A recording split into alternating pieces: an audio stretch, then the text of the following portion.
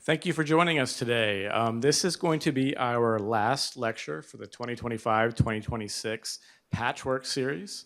I would like to take a moment to thank Lucas and Matt for their time with the InterJournal and helping us put together this lecture series.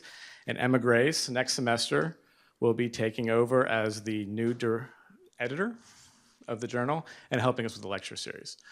And so I'm going to pass the microphone over to them, and they will introduce today's guest. So thank you for joining us today.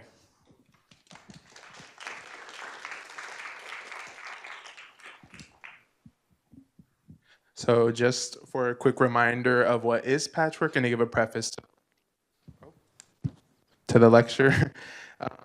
Patchwork architecture stitches together diverse identities, histories, and spatial practices. This theme considers the layering, adaptation, and reassembly of space through cultural exchange, informal interventions, and acts of reclamation. It highlights how built environments evolve in response to social and political forces, shaping and reflecting the identities of those who inhabit them. From repurposed spaces to overlapping histories, Patchwork reveals architecture as an ongoing process of negotiation, resilience, and transformation. All right, and I'll be introducing our speakers. So today's lecture features WOJR. They're a Cambridge-based architecture and design practice known for its thoughtful, research-driven approach to making buildings that are both deeply contextual and imaginatively distinct. Since its founding in 2009, the office has developed a body of work that brings together cultural, technical, and environmental knowledge to create projects that reflect a nuanced understanding of place, everyday life, and the people who inhabit it. Ultimately, they seek to carefully craft something that brings out a sense of delight and wonder that reflects a deep understanding of place, its daily rituals, and a care for the lives lived within. Led by William O'Brien Jr. and John David Todd, WOJR operates at the intersection of practice, research, and education. Their work has received significant international recognition, including multiple Progressive Architecture Awards and Architectural Records Record House Award, and has been exhibited at major venues such as the Venice Biennale and the Chicago Architecture Biennial. Alongside their practice, both principals are deeply engaged in academia. William O'Brien is an associate professor and director of the MArch program at MIT, and John Todd is a design studio instructor at Northeastern. This integration extends the firm's influence through teaching, lectures, and global workshops. Together, their work offers a compelling perspective on how architecture can be both rigorously grounded and imaginatively expansive. Thank you. Thank you. Thank you. Possible to get the lights turned down a little bit?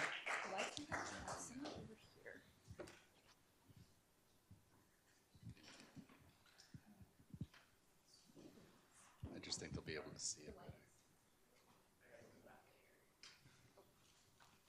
Thank you. Thank you so much. Okay, we're just going to get the lights down a bit so you can see the screen a bit better.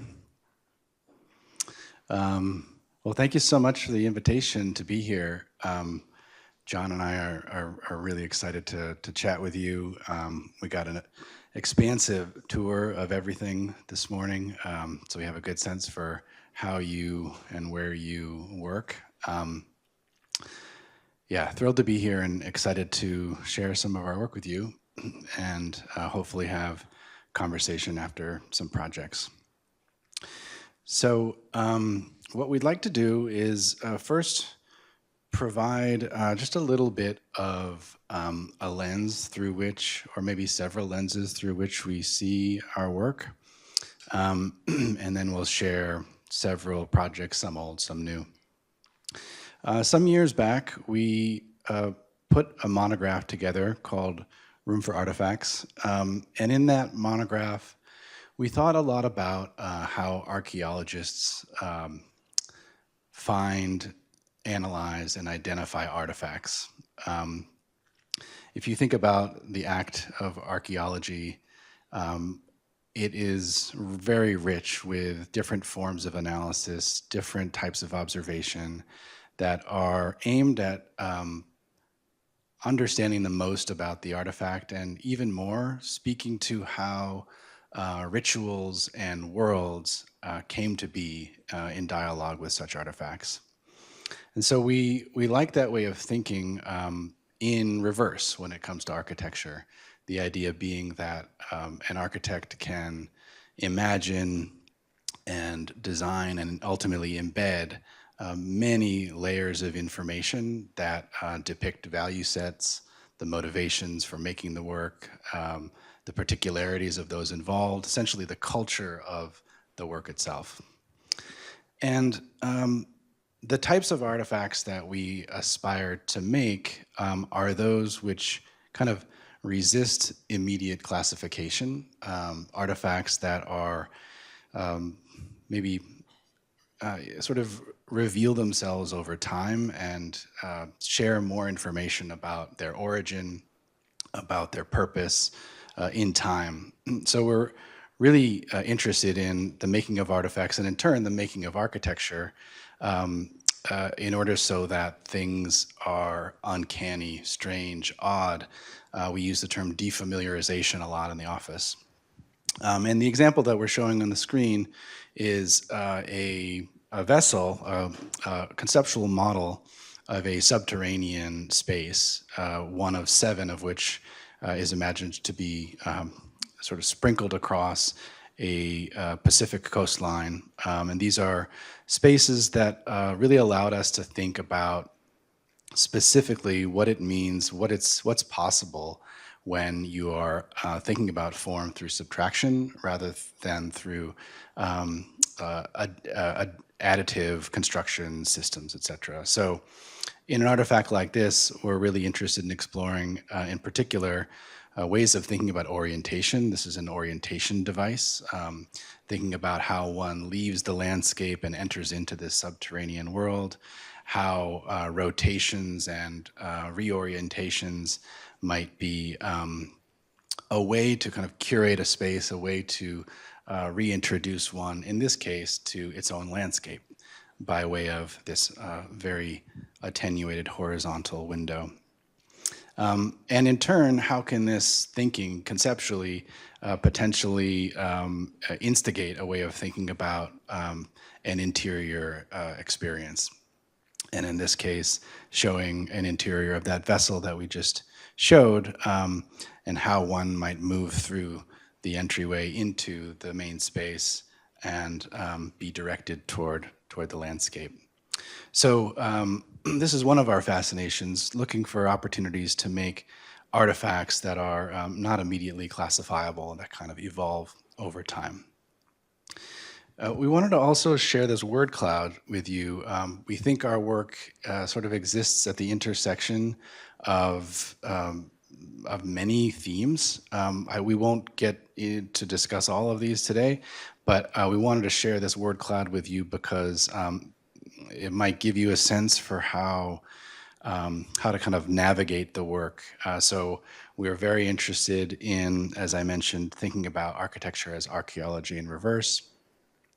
Connected to that is this idea of otherness, really making work in a way that is accessible but unusual, and through that aiming to produce a kind of wonder out of curiosity. And you'll see also a theme that has to do with really thinking about the rituals that exist in the spaces that we design. And that has to do with questions of how one lives deliberately, choices we make that ultimately relate to how form can sponsor or afford certain rituals. We're also really fascinated by concepts of imagination and how one conveys imagination through forms of representation, and how a half-imagined thought can be kind of propped up and sort of scaffolded through forms of representation that we use as architects. And along those lines, thinking about opportunities to find projects within projects. What I mean by that is projects that we have can sometimes lead to a sort of isolated, smaller conceptual versions of that project, and we have an example to show.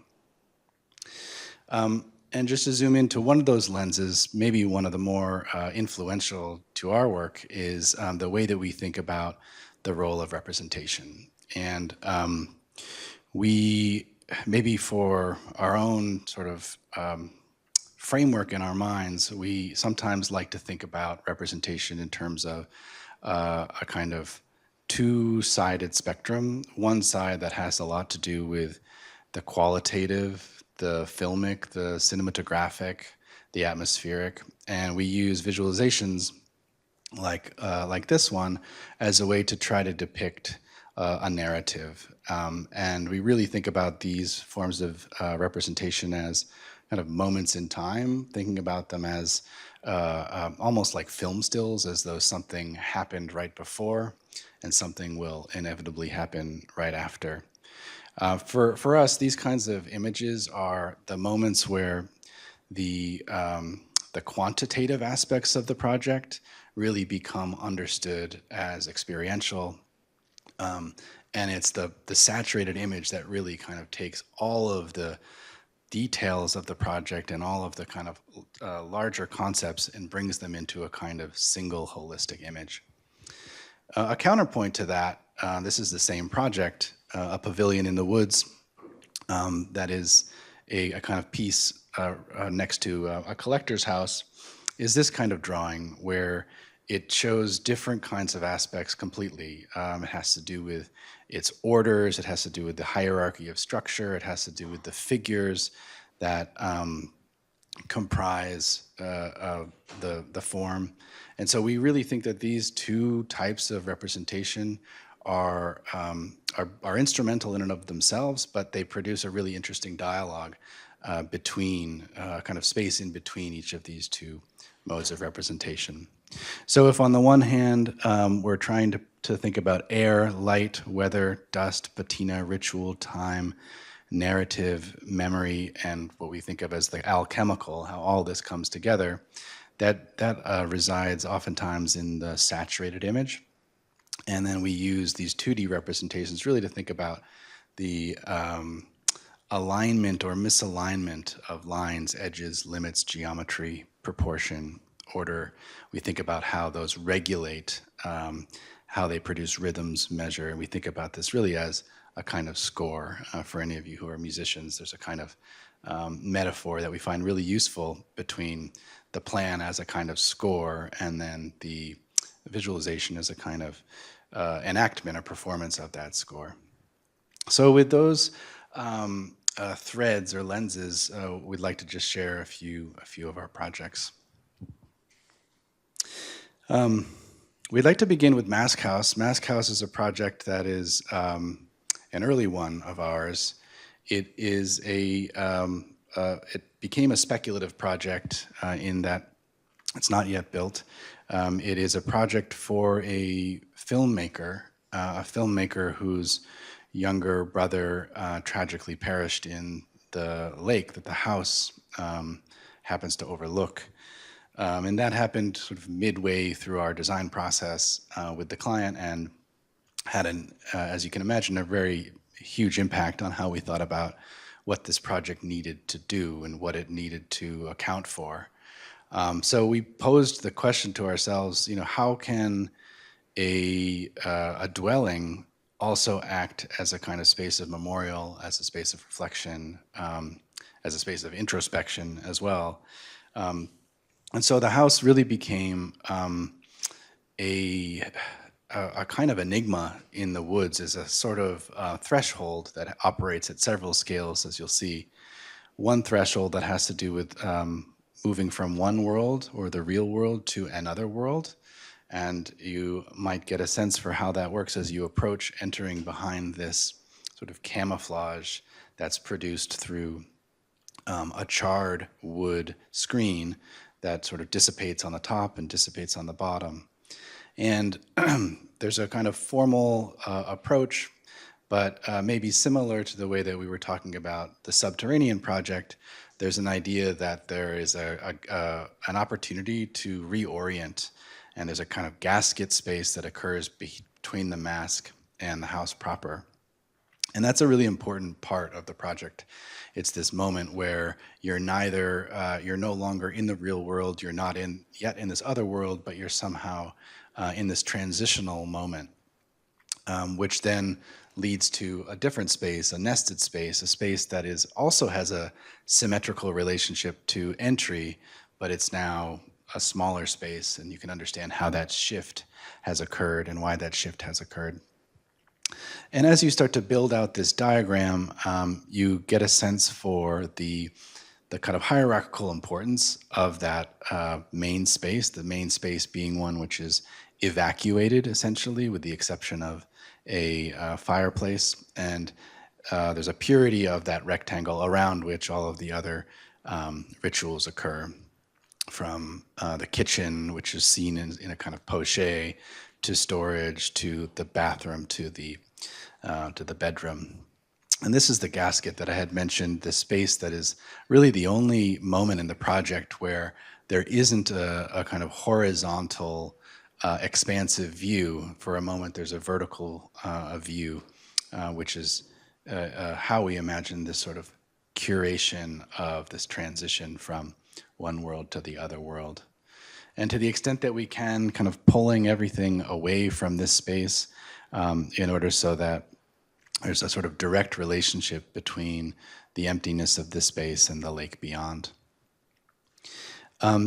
Other aspects of the project that are important have to do with how this object, which is in a really privileged a point hovering above the ground, how can we take advantage of that in order to link the inhabitants with the site in a way that unfolds over time? So taking every opportunity to have different types of landscape revealed, whether that be through a skylight, whether that be through a more expansive view, whether that be through the largest window or the smallest window, which is at the scale of the body near the bed, or through an opportunity to use the underbelly of the project to also reflect the landscape in a particular way.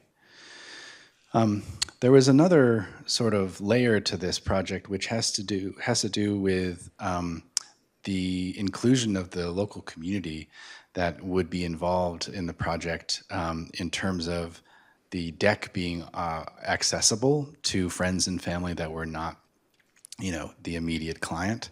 And so there was a thought that there could be access, two forms of access, one which was axial and then one which was sort of driven by this other ramp that kind of threaded through the woods that gave access to the roof. And then a kind of reduced diagram of the mask that, I guess you can begin to see the texture of the wood adding a layer of camouflage that resembles the wood bark of the neighboring trees. And so out of this project came another project, and this was one that this was sort of self-initiated. We realized that there was so much left to be studied from the mask of the Mask House.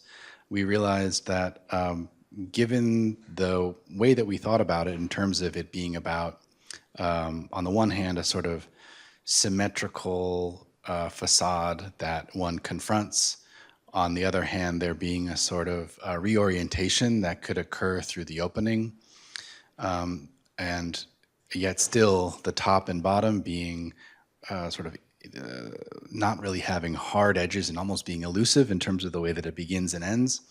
We wanted to sort of take those variables and test them out in a series of what we ultimately called other masks.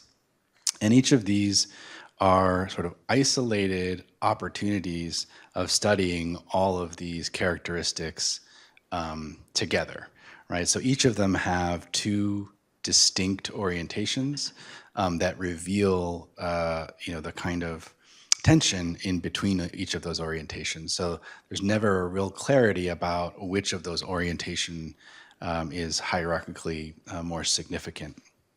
And with this project, we also were able to take advantage of the sort of lessons in materiality that came as well. So in this case, using wood in a slightly unconventional way, kind of revealing grain, almost like a butcher block, that was distinct from the other grain of the faceting of the mask. And in every opportunity, not opportunity, excuse me, in every instance, looking for opportunities to think about how the edges start to become sort of elusive. And that manifests differently, right, with each of the materials. So in stone here, different opportunities come about in terms of the way that we're crafting it.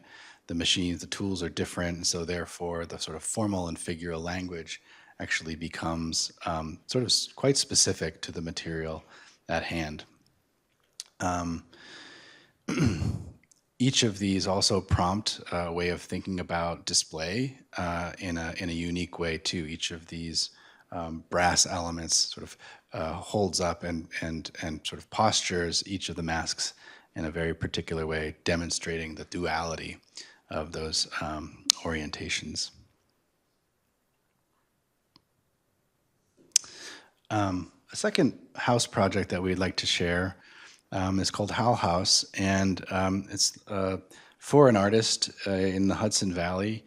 And the kind of beginning kickoff point for this project was really thinking about the role of the hall in colonial homes versus the way that we ultimately wanted to test it out as a kind of dedicated, bona fide space in and of itself. In colonial homes, usually it's used as a kind of separate sort of glue that connects all of the other chambers.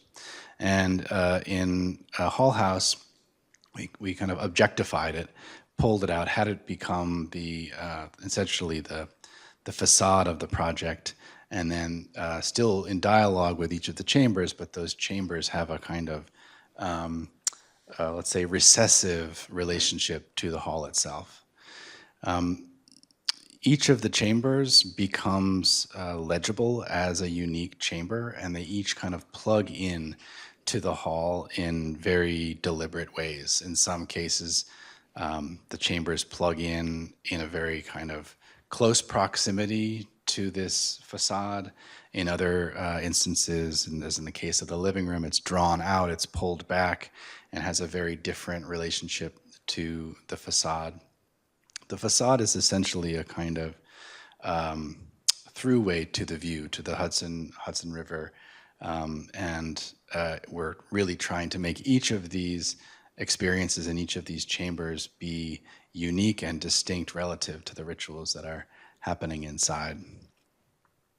There is a thought that with this very slight kind of bulge in the center of the hall, that there could be a different form of visual continuity along its length, and meanwhile being able to sort of see on display in a slightly different way than if it were to be a two sort of parallel wall hall. You actually get to read all of the different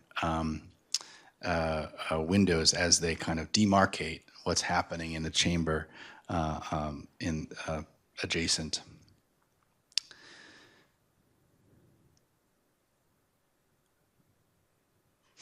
And this drawing, I think, starts to give a sense for how the relationship between the ritual of each of the chambers starts to be seen as opportunistic in the way that we are aligning or misaligning or orienting views through each of these openings.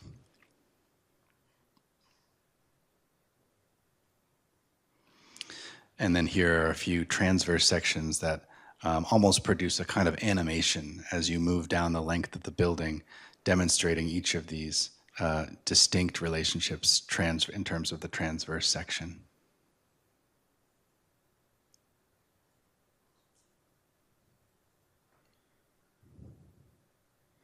I'm going to have John chat a little bit about House of Horns. Thanks, Liam. Yeah, so next we wanted to share 3 more projects that are a bit more recent, starting with the House of Horns. The House of Horns is a house in the Bay Area that began with a cold call. Someone had reached out to us that had seen the Mask House, coincidentally, and had inherited a kind of ruin of a typical Spanish-style California house, and wanted us to really fundamentally transform that from what it once was. in a kind of hilltop location in the overlooking San Francisco Bay, seen here at dawn. And here's the ruin of the existing house that they basically kind of tore away the entire hillside and, really kind of left a scar in the earth. And through conversations with the client, really thinking about how we can restore the site as a whole to the kind of beautiful California natural landscape that just exists, the kind of dry meadowlands that exist. But what was interesting about the process is that we didn't have a tabula rasa. We had this strange foundation for this strange house that we had to graft onto, partly because it's in a seismic zone and kind of changing the foundation destabilizes the soil and is kind of a bridge too far. And so within this, it was this kind of interesting found condition at which one has to contend with what's there, but kind of restore and produce a kind of new order that kind of brings order kind of planimetrically, but also experientially to the site, and then fundamentally restores the hillside. And so the house now exists in two separate layers. Above is functionally a single-story house. You can walk around it on the ground on all sides. And then below is a kind of a more subterranean, compartmentalized world that selectively reconnects to the outside. Seen here on the approach, you kind of enter through the back, increasingly pinched as you approach the entrance, then seen here on the upside. The entrance is to the very left. And then entering into the main space, you finally have the view out. And really the kind of functional organization of the space, seen here in the plan, is kind of one ambiguously defined large space in the middle, a kind of compound figure with hallways, a kind of a space to eat, a space to cook, a space to live, with kind of 2-bedroom wings, one on each side, and then stairs to the area below. And really the kind of defining feature of this kind of center space is the ceiling, which rises to the corners, producing a series of clerestories and skylights that reconnect to the cycles of the day, the cycles of the seasons, and fundamentally the title of the House of Horns is something that, even though it has maybe a certain now figural relationship, it came about really of thinking of horn as instrument and thinking of a house as an instrument, and a house that really is about registering cycles, time, moving throughout the day, moving throughout the seasons. It also produces in kind of rising in the corners, this belly in the middle, which is held by this fireplace carved out of a solid block of Danby marble, which kind of subtly divides the space into parts while still allowing a kind of whole. Seen here a drawing of a plan of the footing of the fireplace. And the fireplace is something that very literally holds the center line of the building, literally and conceptually, above which the various barrel vaults all kind of meet at a singular point. And here, a kind of a technical drawing kind of pulled apart into become a conceptual drawing, a work in progress for a book we're working on. And each of these moments, skylights and clerestories, calibrate to the different orientations. So seen here in the late afternoon in the kitchen, it's one of my favorite moments in the project, is the dappled light from these pines above that around 3 p.m. Wash along the wall.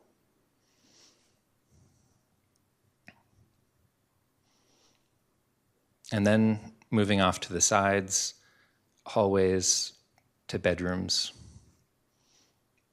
allow you to both kind of get to them, but extend into the landscape beyond. And then a material shift into the bedrooms, now a kind of fully wood-lined box structured around a view out, one of which contains a little niche to look out. And these two hallways are actually not aligned with each other. They share a center wall, but in a slight offset, allow really slight connectivity, but also separation. And then the main stairway of the house, the tallest space in the house, actually taking a little bit of understanding of code that the stairway landing isn't regulated by the same height restrictions as normal space in terms of counting area.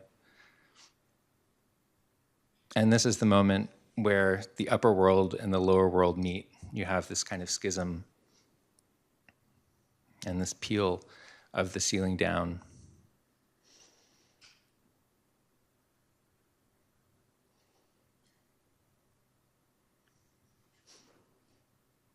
And the world below, a series of chambers organized around a hallway, reconnected through courtyards,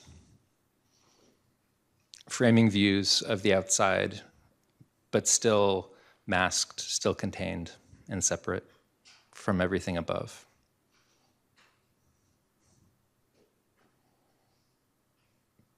And the most introverted space below them all is a small pool room organized around a column. This was really the kind of first act of construction. It's kind of a solid piece of stone that was craned into place and the house built around it like a ship in a bottle.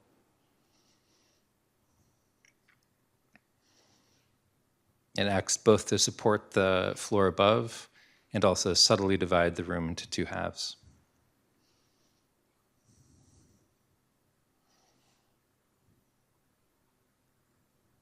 And then connected outside, a space to see the sky, register the changing light across the day.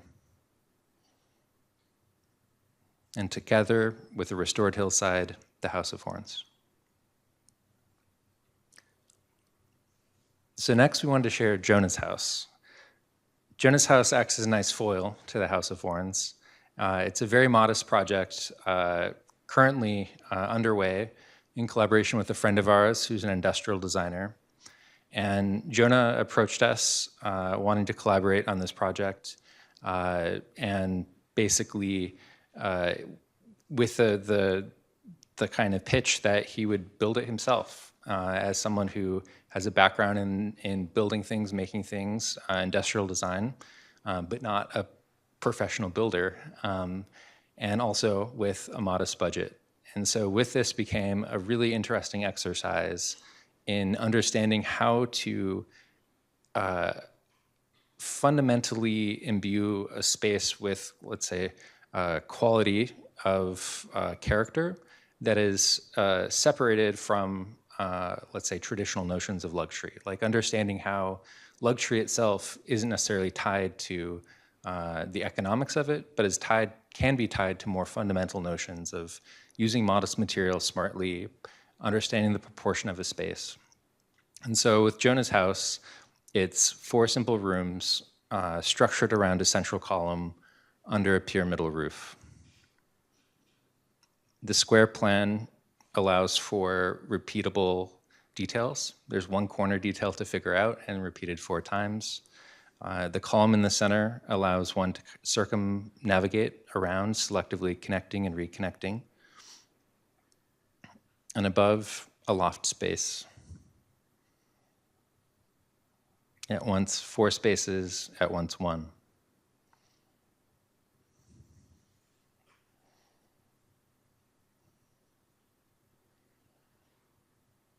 And here are some in-progress drawings looking at understanding the kind of economics of every stud, of every piece of material to understand how to minimize offcuts and also achieve something that has an economy of means, but also understands building science to produce something that is also has good R values and all of that fun stuff.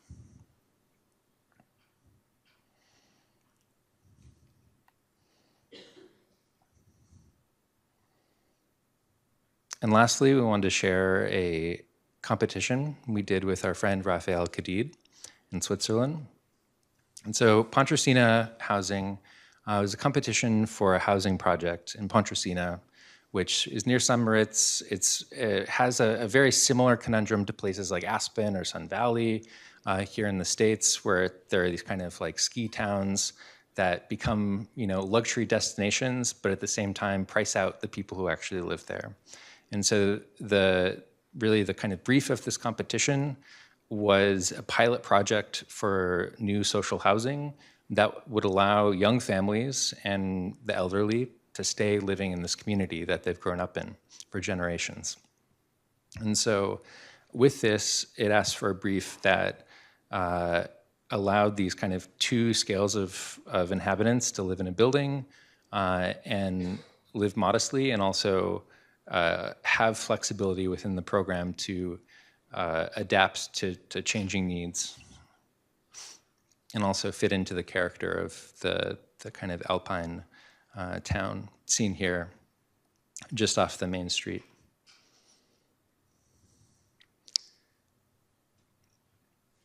And so our ground floor plan is a building organized around a welcoming large porch, overscaled for what's necessary, but allowing for a community space, open and flexible, with storage so that you can bring out and have a picnic, have events, or just kind of lounge about and see the afternoon sun. On either side are two-room apartments, taking basically a 10-foot by 15-foot room that is scaled to allow for it to become a bedroom or a living room or many things over the course of years and generations. And above that, the exact same apartment with one addition. The community space becomes two flex rooms, or in kind of Swiss German, Joker rooms. And these are flexible rooms that have semi-autonomy, that it's basically a bathroom but no kitchen, so that maybe an in-law, a rambunctious teenager, or even an Airbnb guest for a couple weeks can utilize those spaces but still come to one of the near apartments for meals. And that it exists kind of communally for all the inhabitants of the entire building to kind of negotiate and utilize. So moving up to floors 3 and 4, 3 and 4 is more or less the same unit, with just the ends, 2 cells turn and become 3. And this allows for 4-room apartments. And so the structure of this building is simple post and timber with minimal concrete, just to kind of negotiate the hillside foundation. In a sense, it utilizes a system that is easy to assemble as it is to disassemble at some point later.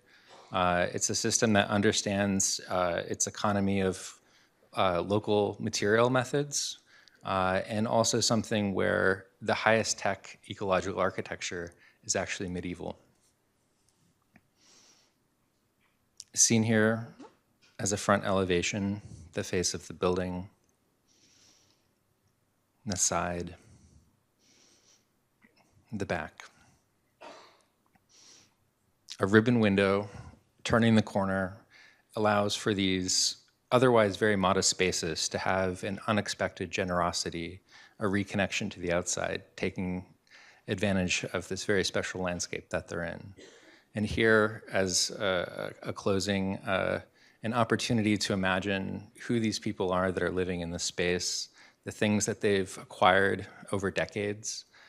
Maybe a small figurine they got from a trip to Japan in the 70s, a print of Ferdinand Hodler, the kind of classic Swiss landscape painter of the 19th century, and books collected over generations. It's an opportunity to understand not only the kind of architectonic representation of architecture, a moment where structure and space come together, but also a moment to think about who these buildings are for. Thank you.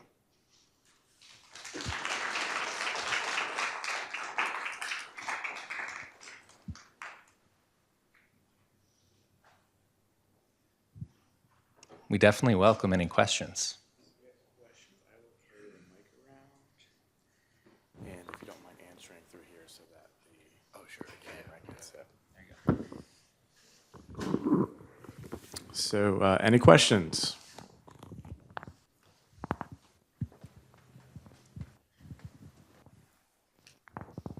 Thank you all so much for coming here today. The first project you showed, the subterranean layer, that was pretty fascinating. I was just curious where you drew some inspiration from that, because your themes here are so, like you said, otherworldly or otherness, hard to define. So I was just kind of curious where you kind of drew inspiration from that one particularly. Yeah, thanks for the question. So the site is on a hillside that overlooks the Pacific Ocean in Santa Cruz. And there was a thought, because of its preciousness and because it's currently home to like several trails, there was an idea that it might be a great usage of it to aesthetically minimize the way that we intervene. Perfectly understanding that digging a big hole is not a light intervention, but thinking about it long term, is there something to be gained through a kind of aesthetic minimal impact through several small subterranean vessels? And this led us to be thinking about, well, what's the difference between the way that we think about form and formal possibilities above ground as compared to possibilities below ground, which through a kind of logic trail got us thinking about subtraction rather than addition. And when you think about form in that way, for us, it kind of opens up new possibilities. When we think about additive construction systems, we think about 2x4s and sheetrock and things that lend themselves well to planarity and alignment.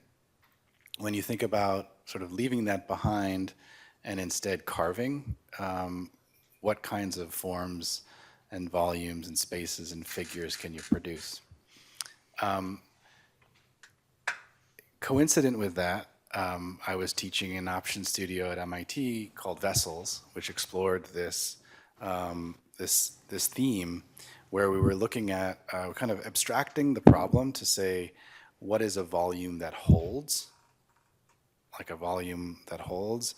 And that led us to thinking about all kinds of forms that come from instruments, that are from vases, are from whistles, all kinds of things that were like about making volume, but not concerned necessarily, or at least initially concerned with their construction system.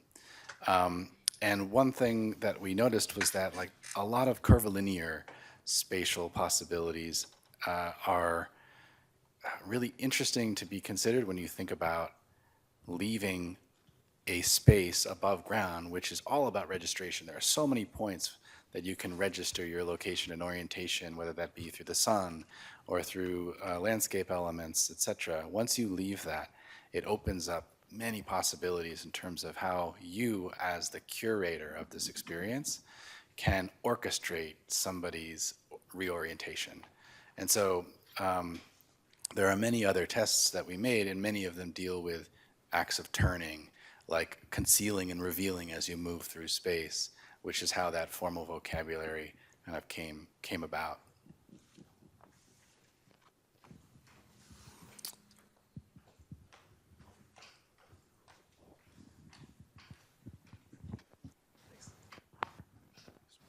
All right. Speaking of volumes that hold, I feel like there's got to be a really good story behind the amazing turned marble column and fireplace in the House of Horns, and was wondering if you had one, or just more details on that. Just fascinating piece of installation. Yeah, there's a few places where we could go with that. I think one fundamentally, it was one that kind of came about after hundreds of tests, and the kind of ovoid form of the column. Eventually, I think there's maybe if a certain proclivity or preoccupation with the kind of egg-like form, and a kind of continued interest amongst a number of projects.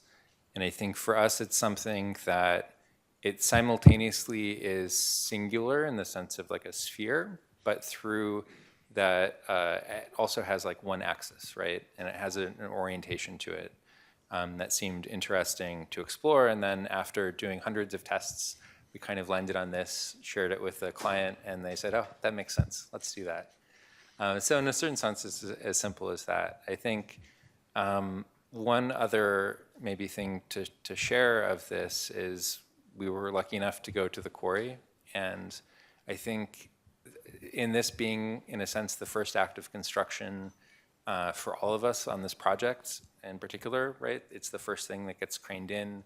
We visited the quarry before the rest of construction started. Ahead of that, it was this really profound moment where you're confronted with the weight of things, both literally, but also the kind of feeling of the weight of things. And there's something very magical and mysterious about this column in the space, and the fact that it, the bottom is tucked in. It has not an ominous weight, but it has a presence in the space that, it's like 10 and a half feet tall and weighs like 18,000 pounds. And it has a kind of coolness to it, like physical coolness. It's cool to the touch. That one is then confronted with architecture is a real thing. Yeah. I just want to add to John's comments.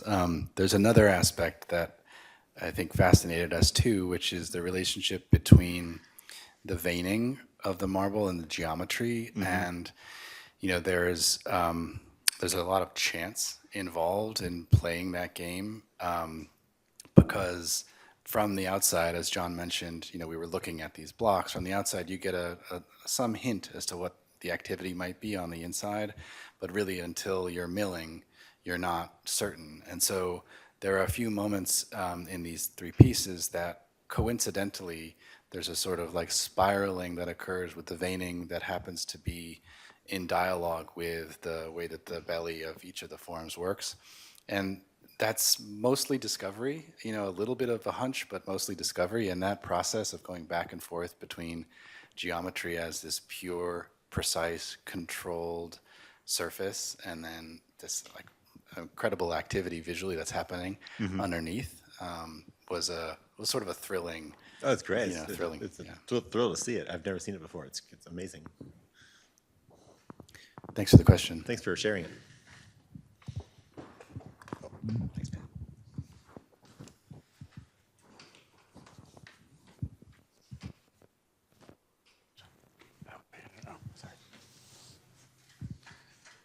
Could you talk some of the drawings and the economy of those and the rigor that perhaps goes through those? They have kind of a Rudolph fallen into them.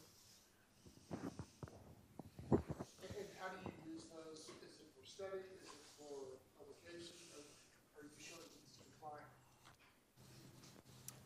I think a bit of all of the above in terms of their purpose. I think everything that we make is both as much for us as it is an outward presentation. And I think there's something in the act of drawing about even just understanding every single line that goes on the page and why it's there, and even down to understanding how many line weights do you need, how many line types do you need in the file, and is this drawing legible with one line weight? Do you need a second? And there's a certain moment where maybe it like pushes it too far into asceticism of the kind of level of detail. But I think it's also one other aspect, is we're really interested in drawing that simultaneously, let's say, reduces and understands the most kind of fundamental geometric relationships of a thing, but also paired with materiality and understanding the grain of things. Let's see if we have, maybe in here, or I'd say the elevations of Pontresina later on. We're really interested in drawing our own hatches for things as opposed to using standard CAD block hatches. And for us, that's actually an opportunity to understand when you're drawing wood, when you're drawing plywood, when you're drawing marble, each of those has a grain to them, but they come about through fundamentally different means, right? Whether it's the kind of growth of a tree over decades or centuries, or let's say the growth of stone over millennia, millions of years. And it's a really, for us, through drawing through those things, it's an opportunity, again, maybe back to this question of archaeology or the sciences, to kind of reverse engineer the geological processes or the biological processes that led to that actual material. And through that kind of close act of drawing, maybe we understand the material a bit more in order to use it in an interesting, hopefully, way.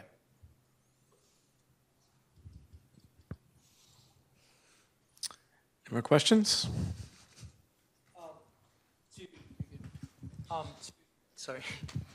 To kind of like continue off of him, like for drawing workflow, do you guys like start off in a certain program and then move into another one?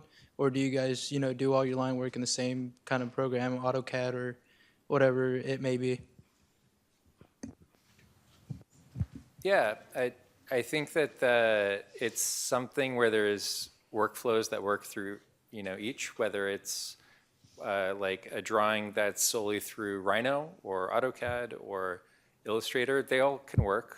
I think just pragmatically, it's good to maybe avoid having to go through different program workflows to get like practical as you're getting to the end of the semester. But I think more so for us, the understanding the layers and understanding, again, a kind of reduction of, each layer has a meaning and why is it there, right? And you can be kind of clear about each and everything that goes in the page down to even the structure of the file is something that is really helpful to then clarify intentionality behind what you're drawing. Yeah, definitely. Yeah, I just wanted to add to John's comments and just highlight a point that he had alluded to earlier, the idea that the way that you set up a drawing can be conceptually precise and should be perceptually precise, in the sense that the way that you imagine each of the layers' information aligning with one another, each of the layers of information requiring their own autonomous layer, right? That's a choice that starts to speak to the way that you're conceptualizing the project. Does the project need 3 layers or 7 layers? What belongs to each of those layers? These are questions of organization of thought that actually manifest in the drawing itself. One test that I love to do is, turn off all the layers but one and understand whether the project survives or thrives conceptually, right? And so it kind of gets back to the other gentleman's question about the relationship between different types of information. We like to do drawings sometimes that are highlighting seemingly unrelated elements within a space or within a condition, and revealing to ourselves and to anyone who's interested in looking that there are, in fact, further relationships to be had. If you go to the one of the fireplace, for instance, this one of the fireplace, we're combining a few different types of information that normally would not belong to one another. You see in the dotted line the opening, the biased opening, which is connecting the dining room to the living area, and that is coordinated with this brass element. And also in the drawing, these curved lines are the seams in the terrazzo panels beneath. So, if you were to draw each of these conditions separately, one wouldn't really understand that they orchestrate and become a kind of coordinated whole. And if you use a sort of conventional drawing, you might not see these kinds of efforts of coordination and composition. So just being very thoughtful about the way that you select layers of information to be related to one another usually emerge, new understandings of the space and the building, and details start to emerge. Any other questions? Well, thank you very much. Thank you all.